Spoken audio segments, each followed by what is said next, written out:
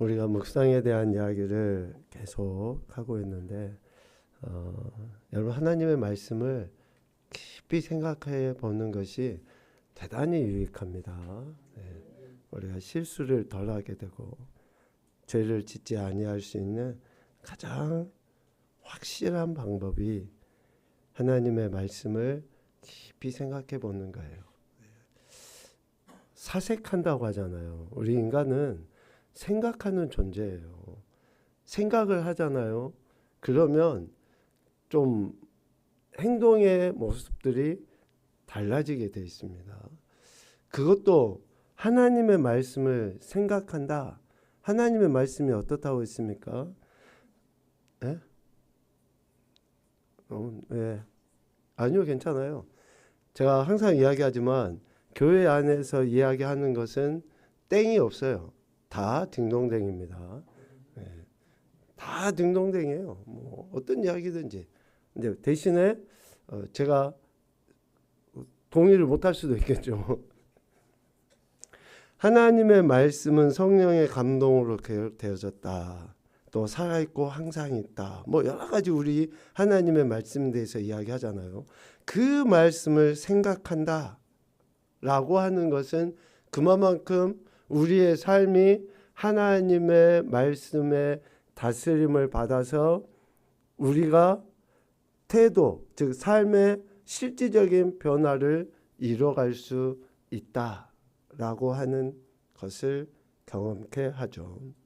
지난 시간에 우리는 묵상에 대해서 이야기할 때에 하나님의 통치를 받는 것이다 라고 이야기했거든요. 즉 하나님의 말씀을 계속 생각하는 것은 하나님의 통치를 받는 거예요. 그러니까 우리가 하나님의 통치를 받기 때문에 우리의 죄성이나 우리의 그릇된 태도 모습들이 이렇게 덜해지는 거죠. 오늘은 두 번째로 묵상은 말씀의 인도를 받는 것이다 라고 이야기할 수 있습니다. 인도를 받는 거예요. 성경은 하나님과 이스라엘의 관계를 목자와 양의 관계로 비유를 하죠. 목자이신 하나님은 우리를 말씀과 성령으로 인도하십니다. 여기에다가 밑줄을 쫙 그으셔야지 됩니다. 우리를 말씀과 성령으로 인도하셔요. 그래서 성경 묵상은 말씀을 묵상한다고 하는 것은 목자의 음성을 듣고 따르는 일이라고 합니다. 오늘 저와 여러분은 목자이신 하나님의 양이에요. 그러면 우리는 누구의 음성을 들어야 됩니까? 목자이신 하나님의 음성을 들어야 돼요. 이미 하나님은 이 책, 즉 성경을 통해서 이미 다 말씀해 놓으셨어요. 자, 중요한 말씀을 다시 드립니다. 하나님은 이 기록된 성경을 통해서 이미 다 말씀해 놓으셨습니다. 우리는 다른 음성을 기대해요. 우리는 혹 이 기록된 음성 말고 뭐 직통 계시라고 하나요? 그냥 내가 눈 감고 기도하는데 그냥 번개 같은 소리가 내게 들리기를. 그러한 음성이 아니라고 했어요. 그러한 음성은 내 속에 있는 감정, 내 속에 있는 자아의 소리일 확률이 매우 많아요. 내가 어떤 존재예요? 여러분이 나라고 할 때 여러분 자신을 한번 가슴에 손을 얹고 생각을 해보세요. 나라고 하는 존재가 이기적이지 않습니까? 하나님의 말씀을 행하는 것보다 하나님의 말씀을 거역하는데 더 편하게 생각하는 것은 아니에요. 그러니까 나라고 하는 그 존재, 듣고자 하는 그 소리를 내 감정에서, 내 자아에서, 그러니까 우리는 기록되어져 있는 이 하나님의 말씀 외에 다른 음성을 기대하는 것은 매우 위험하다. 우리는 성경 묵상, 즉 기록되어져 있는 하나님의 말씀을 묵상하는 것을 통해서 목자이신 하나님의 음성을 듣고 따라가는 양으로서의 삶을 살아가는 거예요.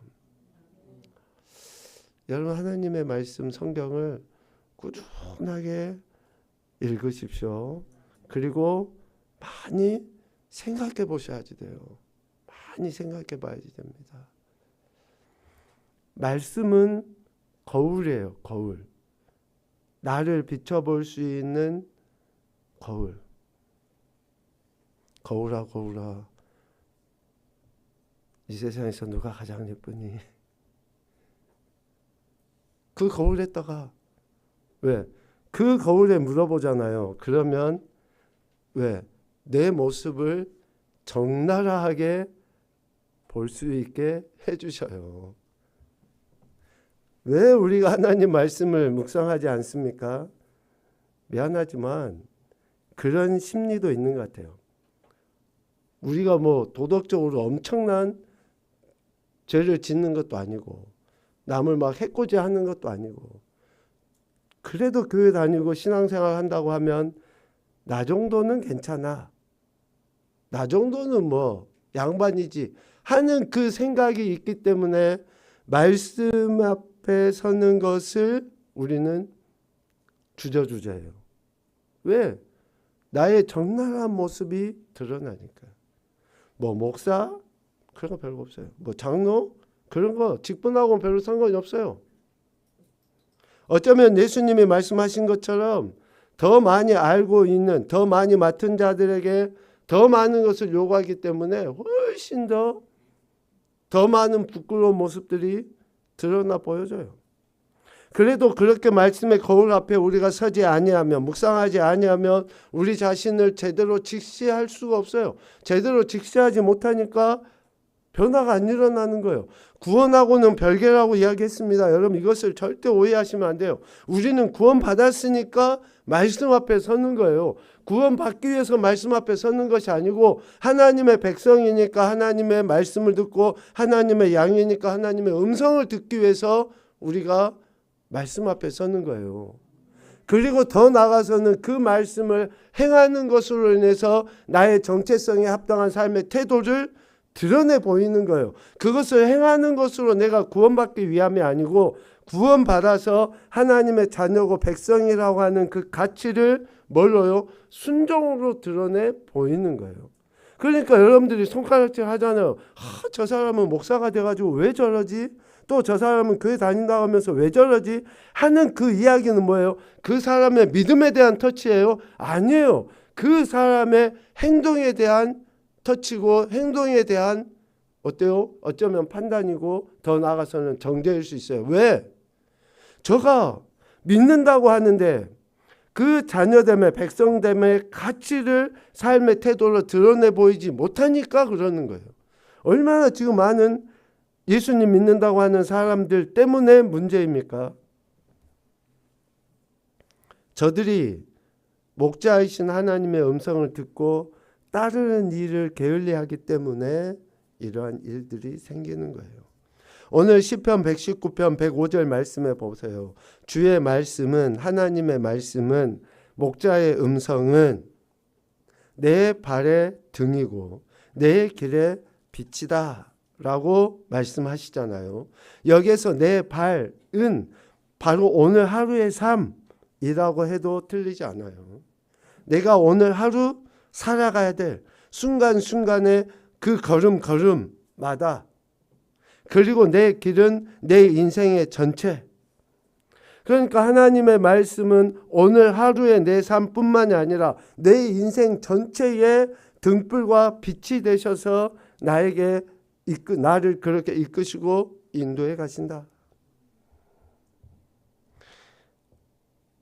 우리가 여러 가지 계획을 세우잖아요. 그 계획을 세우는데 일을 이루시는 분은 누구십니까? 하나님이시잖아요. 그러니까 그런 말씀을 한번 생각해 보세요. 지금 내 인생의 그 계획, 오늘 내가 하루 살아가야 될 것들, 그런 것들을 하나님의 말씀으로 인도해 주시는 거예요. 인도해 주셔. 시편 119편 105절 말씀을 크게 세 가지로 표현해 볼 수 있어요. 첫 번째는 우리 삶에는 인도자가 계신다. 여러분 믿습니까? 우리 삶에는 인도자이신 하나님이 계셔요. 두 번째는 인도자는 말씀으로 인도하신다. 말씀으로 인도하신다. 세 번째는 인도자이신 하나님은, 즉 하나님의 말씀은 오늘이나 내일이나 신실하시다. 여러분 믿습니까?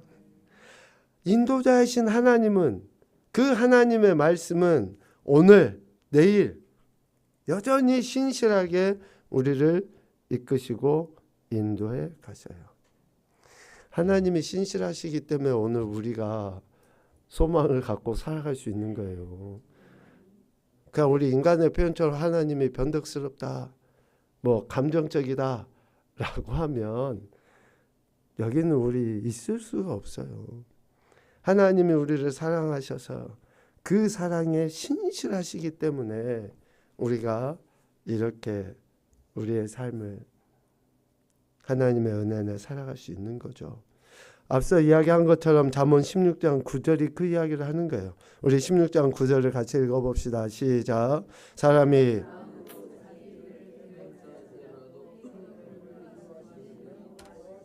아멘. 여호와시니라, 여호와의 말씀이다 라고 분명하게 이야기합니다. 우리 인생에 여러 가지 계획을 세울 수 있죠. 세워라고 이야기해요. 여러분 아무 생각 없이 살아가고 뭐 될 대로 되라지 자포자기 하듯이 살라고 하지 않습니다. 우리 인생에 여러 가지 계획 세워야 되죠. 그런데 그 걸음을 인도하시는 목자, 우리에게 말씀하시는 하나님이 있다는 것을 기억하라는 거예요. 계획은 세워요. 그런데 그 계획이 어디에 근거해야 된다는 거예요? 하나님의 말씀, 우리의 인도자 되시는 하나님의 근거한 계획을 세우라는 거예요. 그러려면 그분이 지금 무슨 말씀을 하고 계시고 그분의 계획이 뭔지를 알아야지 내가 계획을 올바르게 세울 거 아니에요. 그분이 지금 인도자이신 그분이 내게 어떤 계획을 갖고 계시는지, 나를 동쪽으로 인도해 가려고 하시는데 나의 계획은 서쪽이야. 아니, 그분이 날 인도해 가시고자 하시는 것은 내가 계획하고 있는 방향과 전혀 다르면 그 계획이 어찌 옳은 계획일 수 있으며 어찌 내가 세운 계획이 이루어질 수 있겠냐고요. 그래서 우리가 우리를 인도하시는 이의 계획이 뭔지를 말씀을 통해서 우리가 알아야죠. 그러니까 인생의 계획을 세워요. 그 계획을 세움에 있어서 인도자가 있다는 것을 기억하고 우리는 계획을 세워야 한다라는 것이죠. 그래서 목자가 있기 때문에 우리는 방황하지 않게 돼요. 실패나 실수를 덜 하게 됩니다. 목자가 인도하는데 구렁텅이에 빠지겠습니까? 아니, 목자가 양을 인도해 가는데 양이 지 고집대로 가니까 구렁텅이에 빠지는 거지. 목자의 음성을 듣고 가는데 실수하겠어요? 실패하겠습니까? 일이나 늑대에게 잡아먹히겠어요? 쥐가 마음대로 그냥 가버리고 목자의 음성을 안 들으니까 방황하고 실패하고 실수하고 무너지고 깨지고 아프고 상하고 그러는 거 아니겠어요? 목자가 있기 때문에 혹 실패한다 할지라도 두려워하지 않게 되는 거예요. 네. 목자가 있기 때문에 혹시 무리해서 약간 이탈할 수도 있잖아요. 그런데 두려워하지 않아요. 왜? 목자가 있는 것을 아니까. 그래서 하나님이 나의 목자시다고 하는 그 믿음의 고백은 내가 그 하나님의 공동체 안에 있다라는 것뿐만 아니라 그 안에서 보호를 받고 있다고 하는 그 반증을 이야기하는 거예요. 여러분이 이렇게 주님이 나의 목자시다 라고 하는 것을 신뢰할 수 있기를 소망합니다. 이렇게 인도자 되시는 하나님, 하나님의 말씀을 이야기하는데 우리 인생의 여정을 어디에 비유해 볼까 하면 광야에 비유할 수 있어요. 우리 인생을 광야에 비유할 수 있습니다. 광야는 크게 세 가지의 상태예요. 첫째는 불안, 둘째는 예측 불가, 셋째는 결핍. 우리 인생의 여정이 꼭 그와 같아요. 불안하고 예측 불가하고 결핍. 그러니까 불안하다라는 것은 뭡니까? 길이 없다. 길이 보이지 않는다. 여러분 광야나 사막을 봐보세요. 길이 없어요. 뭐 길이 좀 있는 것 같다가도 모래바람에 한번 치고 나면 길이 순식간에 사라지고 없어져 버려요. 보이지가 않아요. 그러니 불안한 거죠. 여러분 우리 인생의 여정이 불안하면 되겠습니까? 하나님이 우리 앞에서 등이 빛이 되시는데 우리 인생이 왜 불안합니까? 왜 염려합니까? 왜 우리가 막 걱정하는 거예요? 우리의 목자 되신 그분을 우리가 제대로 보지 못하기 때문에 그런 거죠. 예측 불가해요. 예측 불가하기 때문에 어떤 마음이 들까요? 두려움, 공포심이 들어요. 예측 불가하기 때문에. 어디에서 그냥 막 사나운 짐승이 나타날지 몰라요. 어디에서 뭐가 쿵 떨어질지 몰라요. 어디에 갑자기 막 모래 구덩이 같은 게 있을지 몰라요. 예측 불가해요. 그러니까 두려운 거예요. 이런 두려움 때문에 사람들은 다른 무엇인가 의지할 것을 찾아요. 하나님이 아닌 눈에 보이는 이런, 그래서 여기에서 실질적인 종교가 나온 거죠. 두려워요. 결핍, 광야의 여정은 결핍의 연속입니다.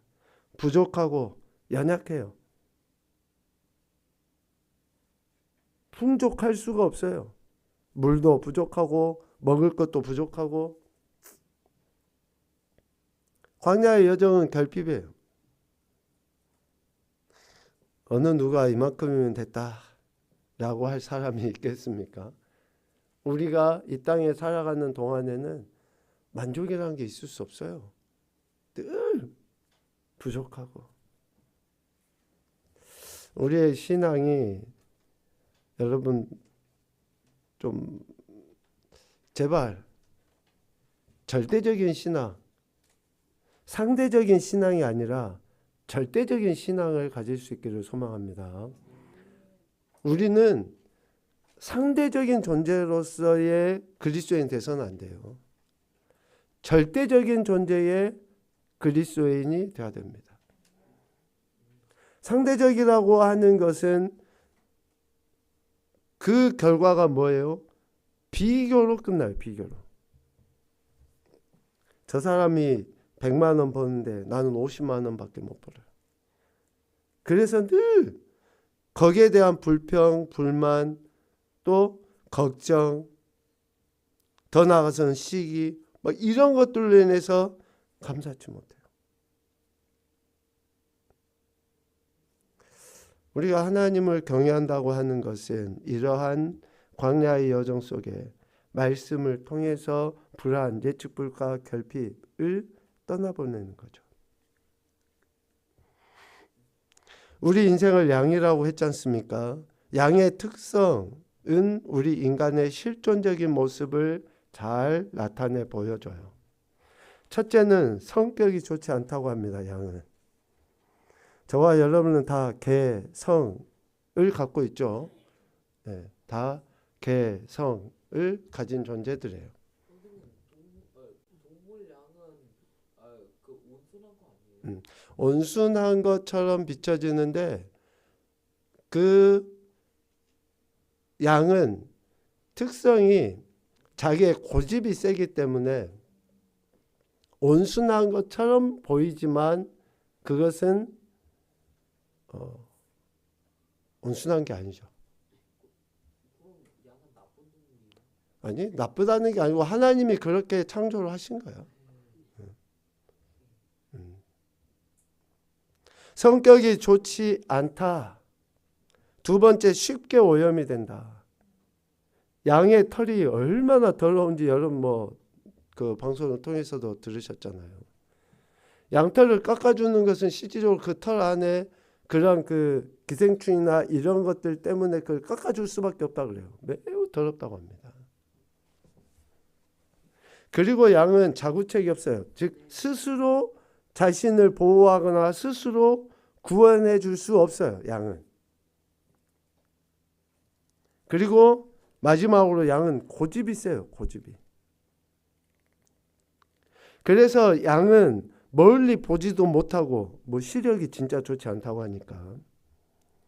그리고 쉽게 오염된다. 즉 자기가 죄인인지도 몰라요. 죄를 범하면서.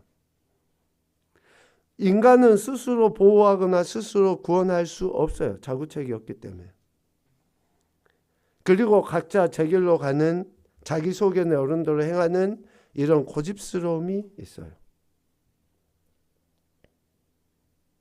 우리 인간의 실존을 양을 통해서 보게 돼요.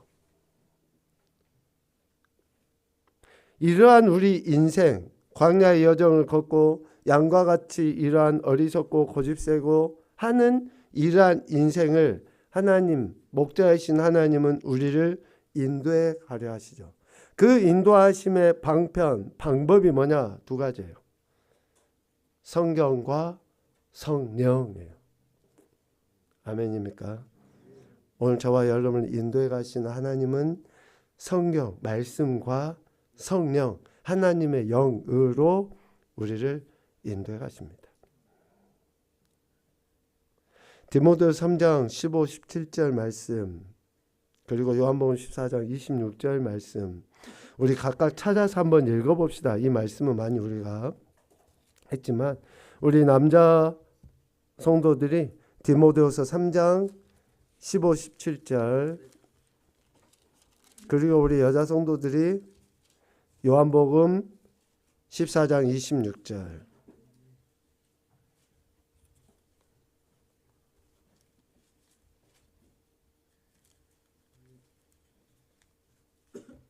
경쟁을 붙이면 더 큰 소리로 읽겠죠. 어느 쪽이 큰 소리 하나? 우리 남자 성도들이 먼저 한번 읽어봅시다. 디모데후서 3장 15, 16, 17절 시작.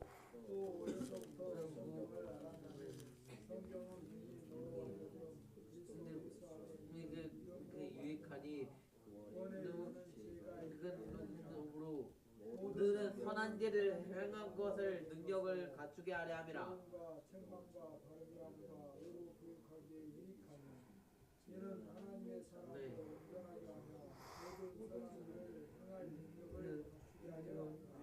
아멘.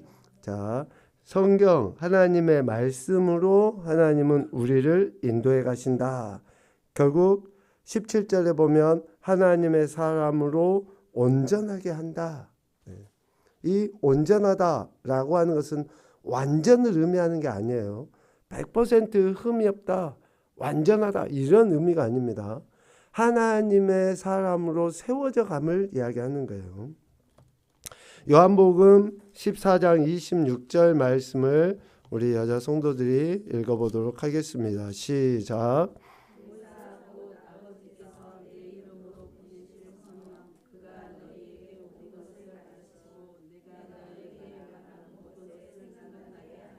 아멘.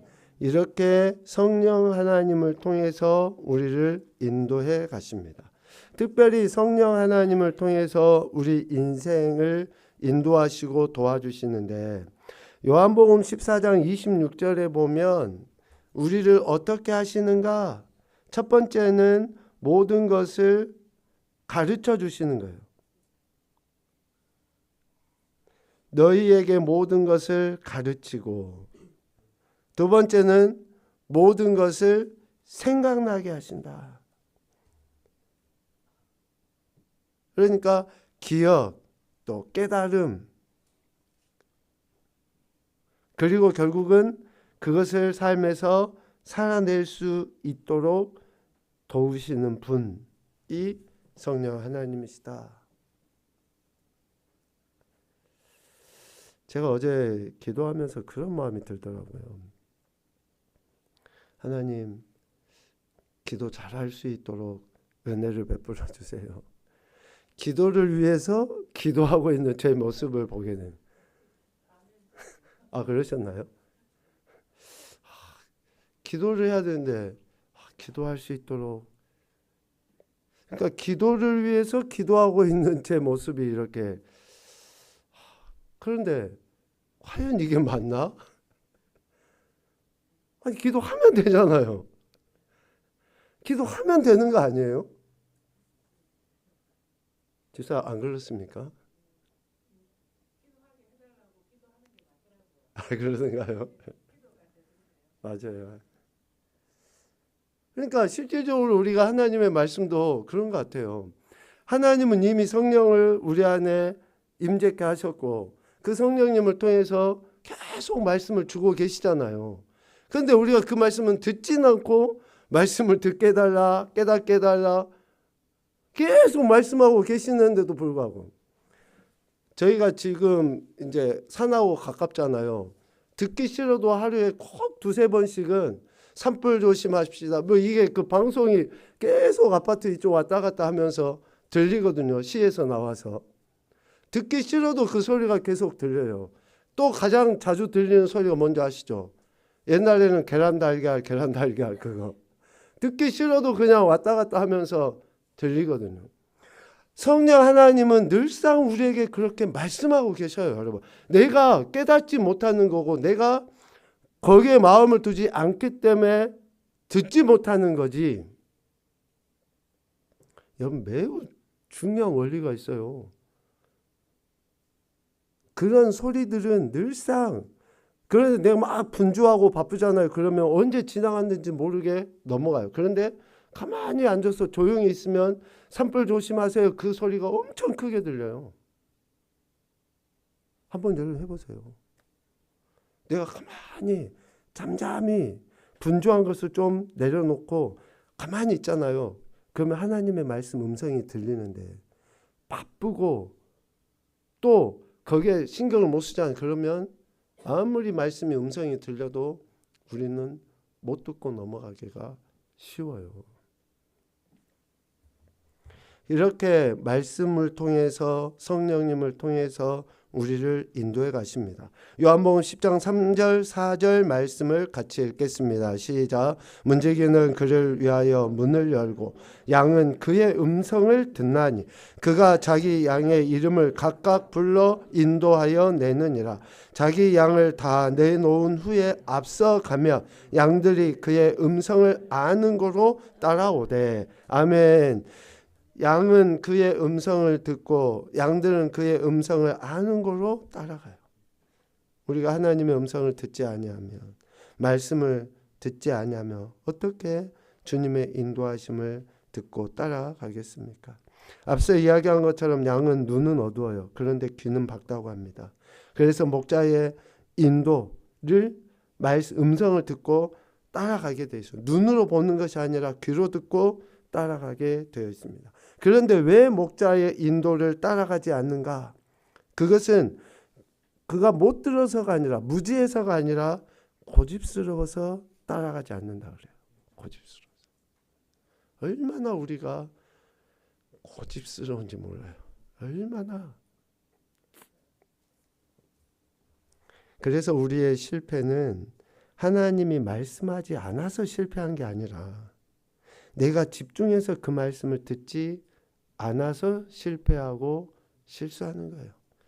제발 못 들었는데요 라고 하지 말고, 애들한테 뭐 말을 해놓고 하잖아요. 그러면 분명히 이야기했는데 지는 못 들었다는 거예요. 아, 너 아빠 그렇게 하지 말라 했잖아. 그랬는데 아, 못 들었는데요. 이게 우리예요. 주님은 말씀하셨고 계속 우리에게 들려주고 계시는데 우리가 집중해서 그 말씀을 듣지 않기 때문에 그렇습니다. 우리 두 줄은 같이 읽어보도록 하죠. 교제와 인도는 성경 묵상을 통해서 누리는 두 가지 축복입니다. 묵상의 시간은 그분과 교제하는 시간일 뿐만 아니라 그분의 인도를 받는 시간입니다. 아멘. 여러분 축복합니다. 정말 하나님의 말씀을 또 되뇌이고 생각해 보잖아요. 그러면 정말 우리 안에 기쁨도 또 평안도 즐거움도 이런 것들을 우리에게 허락하셔요. 이 맛을 아는 자들은 더 말씀 앞에 가까이 나가게 되어 있습니다. 우리 특별히 이 저녁에 나오신 우리 믿음의 지체들이 더욱더 하나님의 말씀을 깊이 읽고 묵상하면서 하나님의 선한 인도하심을 받아 영혼에게 평강이 넘쳐나는 귀한 삶이 되시기를 주님의 이름으로 축복합니다. 아멘.